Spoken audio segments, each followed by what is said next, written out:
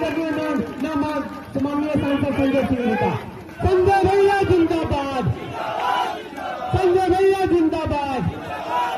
बहुत बहुत धन्यवाद।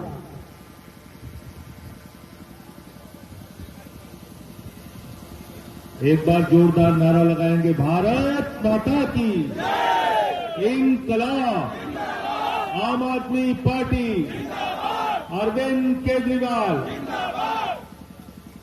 मंच पे आसीन बिहार के प्रभारी, दिल्ली के पूर्व विधायक भाई अजय यादव जी, बिहार के प्रदेश अध्यक्ष छोटे भाई राकेश यादव जी, हमारे बीच में देश की सेना में देश की सेवा कर चुके 32 वर्षों तक भारत की फौज में अपनी सेवा देने वाले प्रत्याशी भाई अशोक सिंह जी का मैं चाहता हूं कि आप लोग जोरदार तालियों से इनका अभिनंदन कीजिए। ये अशोक सिंह वो सबसे सेना में रहे तो देश की रक्षा के लिए कारगिल का युद्ध लड़ा, सेना में रहे तो श्रीलंका में ऑपरेशन पवन का हिस्सा बने, और जब बिहार में आप लोग गोविंदगंज से इनको विधायक बनाकर भेजेंगे तो भ्रष्टाचार के खिलाफ ऑपरेशन करने का काम अशोक सिंह करेंगे। ये मैं आपको यकीन और भरोसा दिलाना चाहता हूं। साथियों और दोस्तों, अभी मुझसे पहले हमारे साथी सीएजी रिपोर्ट का जिक्र कर रहे थे कि बिहार की सरकार में सीएजी ने रिपोर्ट किया 71,000 करोड़ का घोटाला हुआ। ये 72,000 करोड़ रुपए किसका है?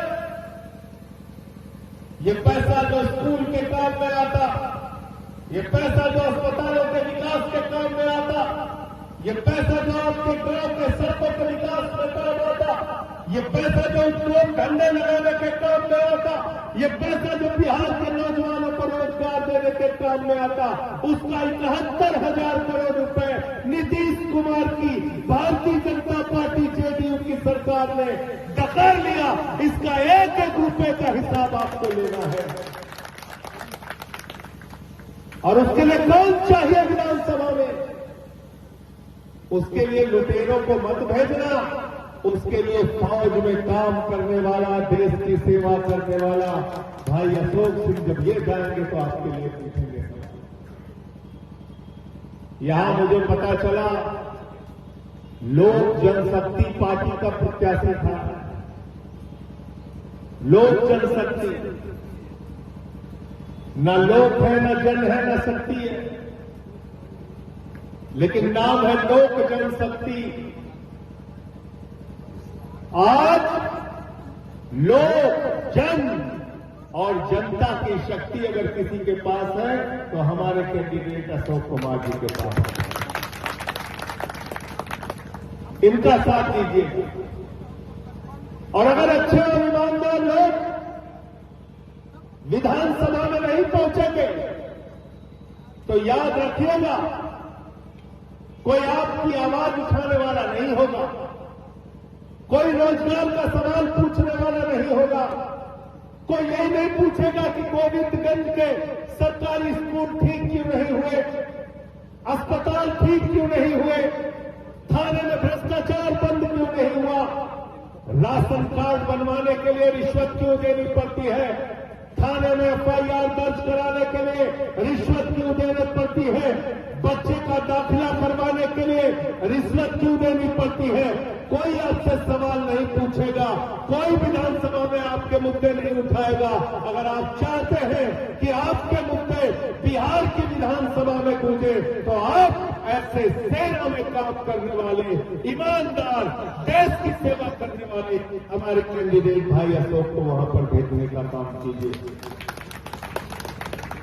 इनके पास भ्रष्टाचार का पैसा नहीं है। ये लाखों करोड़ों रुपए देकर टिकट नहीं ले सकते। ये लूट का पैसा नहीं रखे हुए। इनके पास अपनी नौकरी की गाढ़ी कमाई का पैसा है। उस पैसे से चुनाव लड़ रहे हैं। इसलिए इनको वोट भी देना, इनको चंदा भी देना, इनके लिए पोस्टर भी लगाना, इनके लिए झंडे भी लगाना, इनके लिए बूथ भी लगाना, इनके लिए प्रचार भी करना और इनको विधानसभा में पहुंचाने का काम करना। जिस अरविंद केजरीवाल ने इनको अपना प्रत्याशी बनाया है, जब दिल्ली में हम लोग 2013 का चुनाव लड़ रहे थे मेरे साथियों, लोग हमारा मजाक उड़ाते थे, कहते थे रे टोपी वाले, इन्होंने तो सफाई करने की बच्ची को टिकट दे दिया। अरे टोपी वाले या आम आदमी पार्टी वाले, इनके पास तो कोई राजनीति का अनुभव नहीं है। इनको तो राजनीति में हवा में उड़ जाएंगे ये लोग। जब नतीजा आया तो दिल्ली की 3 बार की मुख्यमंत्री शीला दीक्षित को अरविंद केजरीवाल ने 36,000 वोटों से हराने का काम किया। जब नतीजा आया तो एक सामान्य परिवार में जन्मी राखी बिल्लाल ने हजारों करोड़ की संपत्ति के मालिक राजकुमार चौहान को 20,000 वोटों से हराने का काम किया।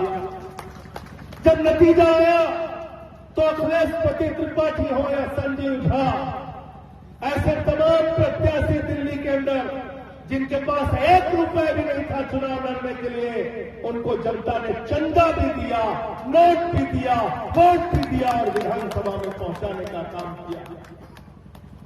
जो आपके पैसे से जीत के जाएगा वो आपके मुद्दे उठाएगा और जो अडानी के पैसे से जीत के जाएगा वो अडानी की नौकरी करने का काम करेगा। करेगा नहीं करेगा? हमारे बीच में राम आधार की राय जो केसरिया विधानसभा के प्रत्याशी हैं, राम बाबू दास कल्याणपुर के प्रत्याशी हैं और अशोक सिंह जी गोविंदगंज से प्रत्याशी हैं। इन तीनों के लिए मैं आपसे हाथ जोड़ के विनती कर रहा हूं, अपील कर रहा हूं वोट देने के लिए। झाड़ू निशान तो मैं आपसे कह रहा था, क्या सरकार किसके लिए काम कर रही है?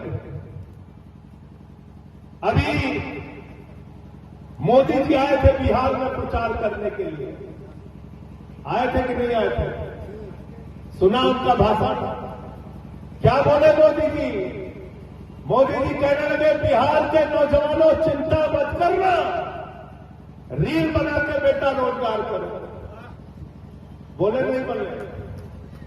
बोले 7-7, 8-8 घंटे, 10-10 घंटे रील बनाते रहो, रील बना के रोजगार कर लो। हमारे उत्तर प्रदेश में गए थे चुनाव प्रचार करने मोदी जी, वहां चुनाव प्रचार में बोले, कहने लगे उत्तर प्रदेश के नौजवानों चिंता मत करना ना, तुम्हारे लिए मोदी के पास बहुत बड़ा रोजगार का साधन है। हमारे यूपी के नौजवानों ने पूछा प्रधानमंत्री जी क्या साधन है, कैसे रोजगार दोगे? बोले चिंता मत करना, तुमको गोबर से रोजगार देंगे, गोबर से रोजगार। यूपी वालों को गोबर से रोजगार, बिहार वालों को रील से रोजगार, और अपने भतीजे जय शाह को पाकिस्तान से क्रिकेट करवा के हजारों करोड़ की कमाई कराना चाहते हो। वाह मोदी जी वाह, आप ये करना चाहते हैं, ये सोच है आपकी बिहार के नौजवानों के प्रति। ऐसे बिहार के नौजवानों को रोजगार आप देना चाहते हैं कि 8-8 घंटे, 10-10 घंटे बेटा रील में लगे रहना, कोई काम मत करना, नौकरी मत करना, डॉक्टर इंजीनियर मत बनना, पढ़ाई मत करना, खाली रील बनाते रहना, रील से रोजगार, चाय की दुकान से रोजगार, समोसा बेच के रोजगार, पकौड़ा तल के रोजगार। आप पकौड़ा तलेंगे, अब मोदी का भतीजा अमित शाह का बेटवा जैसा वो पाकिस्तान से क्रिकेट करा के हजारों करोड़ की कमाई करेगा। यही चाहते हो क्या? यही चाहते हैं क्या आप लोग? यही चाहते हैं क्या? अपने दोस्त अडानी के लिए क्या किया मोदी जी ने बिहार में? नीतीश कुमार ने क्या किया? बिहार का नौजवान पटना की सड़कों पे नौकरी मांगने जाता है तो उसको लाठियों से पीटा जाता है। नौकरी का पेपर लीक हो जाता है, नौकरी की आवाज उठाने जाता है तब उसको लाठियों से पीटा जाता है। अग्निवीर योजना लाके सेना को ठेके पर रखा जाता है, 4 साल के लिए सेना को ठेके पर रखा जाता है। नौजवान आवाज उठाता है, उसको लाठियों से पीटा जाता है, उसको जेल में डाल दिया जाता है। लेकिन नरेंद्र मोदी का दोस्त अडानी, जिसको नीतीश कुमार और मोदी जी ने मिलकर भागलपुर के अंदर 1 रुपए में 1050 एकड़ जमीन दी है, उसका हिसाब आपको मांगना पड़ेगा, उसका जवाब आपको मांगना पड़ेगा। बताओ मांगोगे कि नहीं मांगोगे? मांगोगे कि नहीं मांगोगे? बताओ। 1 रुपए में 1050 एकड़ जमीन किसको दिया नीतीश जी ने? किसको दिया? किसको दिया मोदी जी ने? अपने दोस्त अडानी को। 1 रुपए में एक आम नहीं मिलता। अरे 1 रुपए में 1 लीची भी नहीं मिलती। लेकिन अडानी को 1 रुपए में 1050 एकड़ जमीन मिली और 10 लाख आम और लीची के पेड़ मिले। कितना पेड़ मिला? अभी मोदी जी ने क्या नारा दिया था? 1 पेड़ मां के नाम। पूरा हिंदुस्तान पेड़ लगाने में लग गया। बोले मोदी जी पेड़ की बात कर रहे हैं। मोदी जी तो पर्यावरण को शुद्ध करने की बात कर रहे हैं। वाह मोदी जी, 1 पेड़ मां के नाम और 10 लाख पेड़ अडानी के नाम, अडानी को देने का काम किया। हम इस व्यवस्था के खिलाफ लड़ रहे हैं, इस व्यवस्था के खिलाफ आवाज उठा रहे हैं। इस व्यवस्था के खिलाफ सड़क से लेके विधानसभा तक अगर कोई आपकी लड़ाई लड़ेगा तो आम आदमी पार्टी लड़ेगी, अशोक सिंह लड़ेंगे, हम लोग लड़ेंगे। ये यकीन और भरोसा आपको दिला रहा है। पत्रकार लोग हमसे सवाल पूछते हैं। जब से मैं बिहार में आया, कहते हैं संजय सिंह जी, बिहार में तो आपकी पार्टी 83 सीट पे लड़ रही है, आप तो सरकार बनाएंगे नहीं, आपको वोट क्यों दिया जाए? मैं उनसे कहना चाहता हूं, बिहार में हमको वोट चाहिए बिहार के खजाने की चौकीदारी के लिए। बिहार में हमको वोट चाहिए दलितों पिछड़ों की आवाज उठाने के लिए। बिहार में हमको वोट चाहिए इस देश के अंदर मुसलमानों का जो हक छीना जा रहा है, अल्पसंख्यकों के साथ जो नफरत फैलाया जा रहा है, उस नफरत को रोकने के लिए बिहार में हमको वोट चाहिए। सड़क से लेकर सदन तक आम आदमी के मुद्दे को उठाने के लिए बिहार के अंदर हमको वोट चाहिए। अपने स्कूलों की आवाज उठाने के लिए, अपने अस्पतालों की आवाज उठाने के लिए, अपने गांव के सड़कों की आवाज उठाने के लिए। और हम जहां सत्ता में है वहां जनता के लिए काम करते हैं, जहां विपक्ष में है वहां जनता की लड़ाई लड़ने का काम करते हैं। बताओ करते हैं कि नहीं करते? 10 साल तक केजरीवाल जी और आम आदमी पार्टी सत्ता में रहे दिल्ली में। हमने क्या किया वहां पे? जब केजरीवाल जी मुख्यमंत्री बने, मनीष सिसोदिया और केजरीवाल सरकारी स्कूलों का दौरा करने जाते थे। मेरे भाइयों, मकड़ी के जाले लगे रहते थे सरकारी स्कूलों में। उन्हीं सरकारी स्कूलों में बच्चों की पढ़ाई के लिए दिल्ली में एयर कंडीशन कमरे बनाए, एथलीट के ग्राउंड बनाए, स्विमिंग पूल का निर्माण करवाया। अमेरिका के राष्ट्रपति ट्रंप की पत्नी हिंदुस्तान आई, मोदी जी ने कहा हरियाणा का स्कूल देख लो, कहने लगी नहीं देखना। बोले बिहार का देख लो, कहने लगी नहीं देखना। बोले यूपी का देख लो, कहने लगी नहीं देखना। बोले राजस्थान का देख लो, कहने लगी नहीं देखना। बोले मध्य प्रदेश का देख लो, कहने लगी नहीं देखना। तो बोले देखना क्या है? तो कहने लगे हमें केजरीवाल का स्कूल देखना है। ये काम किया हमने दिल्ली में। हमने मोहल्ला क्लिनिक बनाया, 200 तरह की जांच फ्री, अल्ट्रासाउंड फ्री, 1 महीने से ज्यादा ऑपरेशन की डेट मिल जाए तो किसी प्राइवेट हॉस्पिटल में ऑपरेशन करा लो, पूरा खर्चा केजरीवाल की सरकार उठाएगी। ये फैसला हमने दिल्ली में लिया। बिजली फ्री दिया, पानी फ्री दिया, शिक्षा फ्री दिया, इलाज फ्री दिया। और ठीक कहा हमारे साथी राकेश यादव ने, जो भी बिहार के भाई, पूर्वांचल के भाई, जो भी दिल्ली में रहते हैं, जो भी पंजाब में रहते हैं, उनसे सवाल पूछ लेना।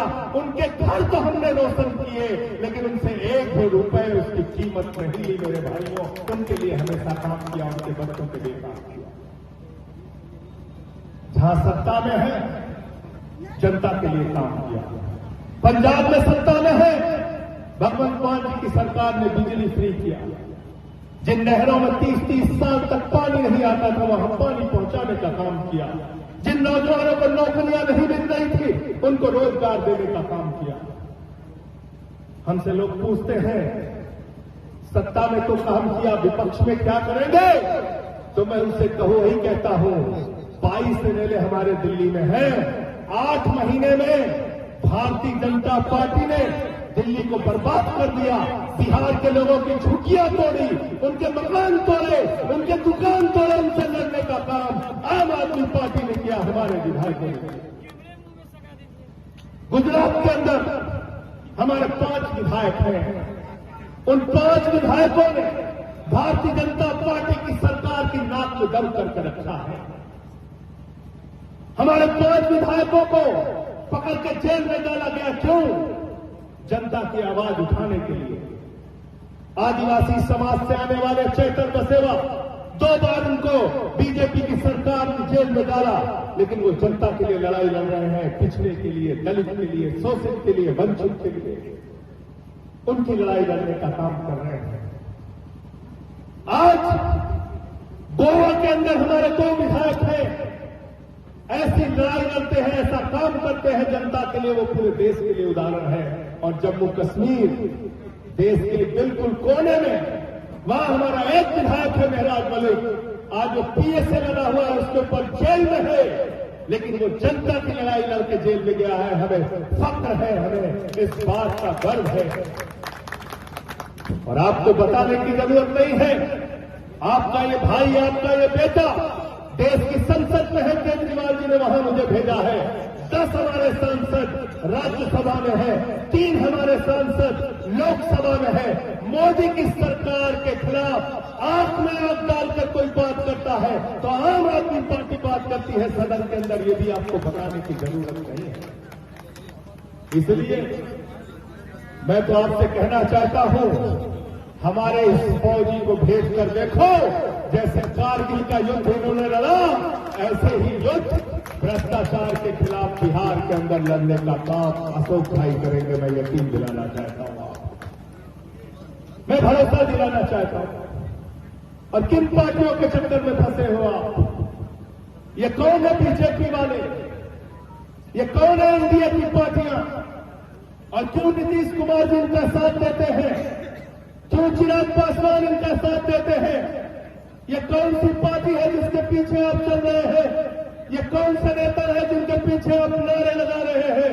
अरे आपको याद रखना चाहिए, ये आरएसएस से निकले हुए लोग हैं। जिस आरएसएस ने 100 साल तक किसी भी दलित, किसी भी पिछड़े, किसी भी आदिवासी को आज तक आरएसएस का प्रमुख नहीं बनाया, यह इनकी सच्चाई है। ये भेदभाव की राजनीति करने वाले लोग हैं। भारत के राष्ट्रपति थे रामनाथ कोविंद जी।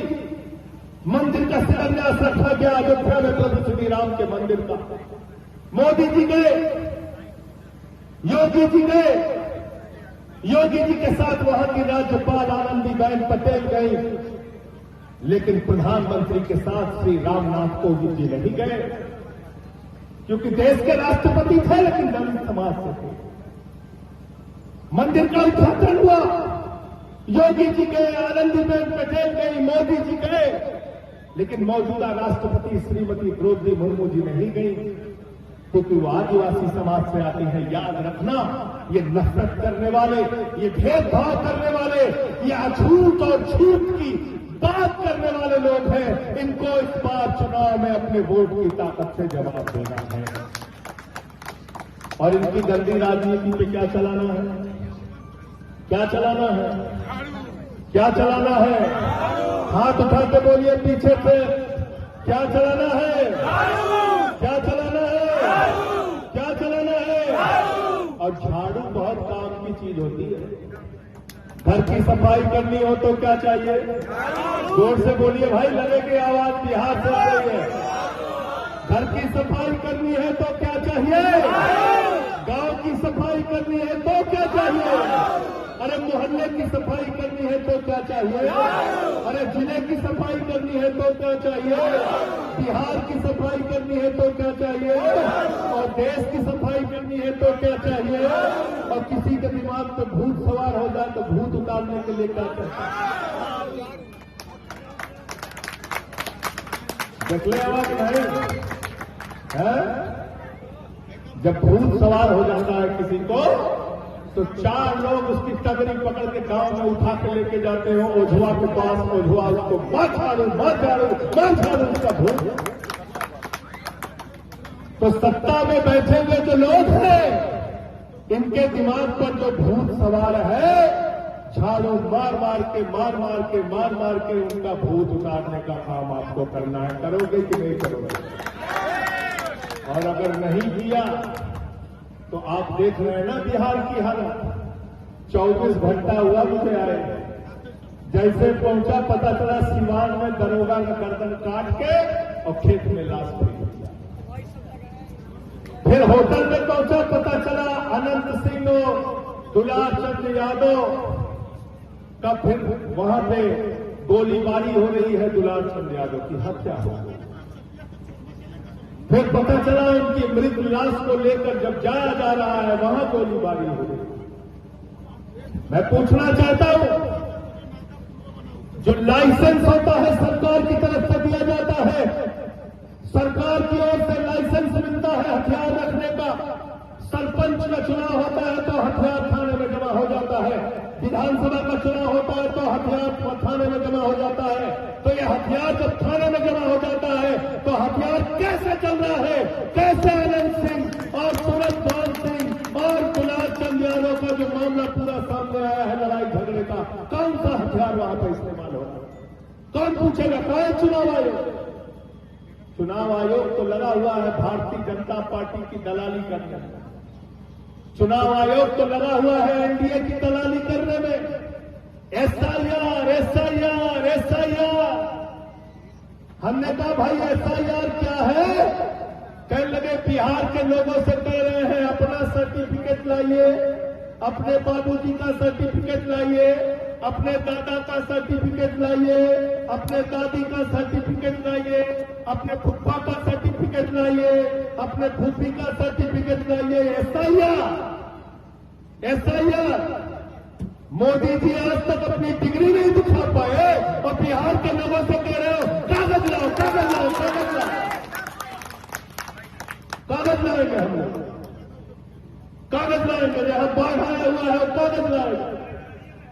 तो फ्रॉड किया है लोग, ये वोट चोरी किया है।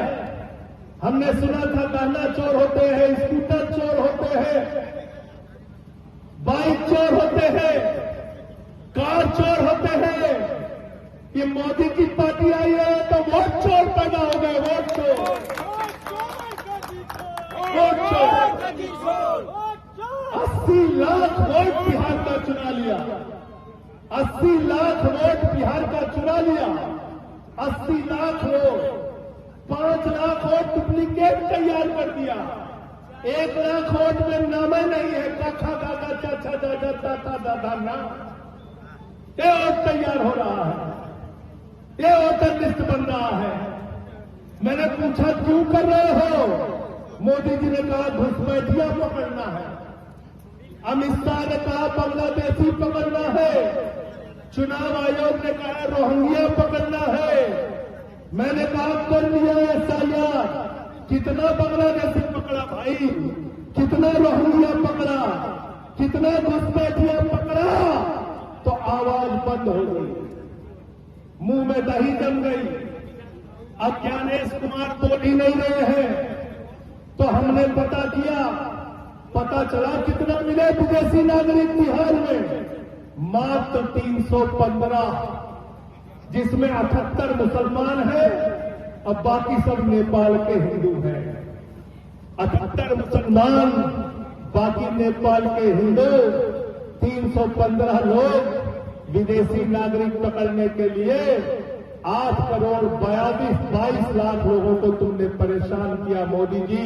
इसका बदला बिहार की जनता इस चुनाव में तुम्हारी जमानतें जब्त कराते, एनडीए की जमानतें जब्त कराते हुए।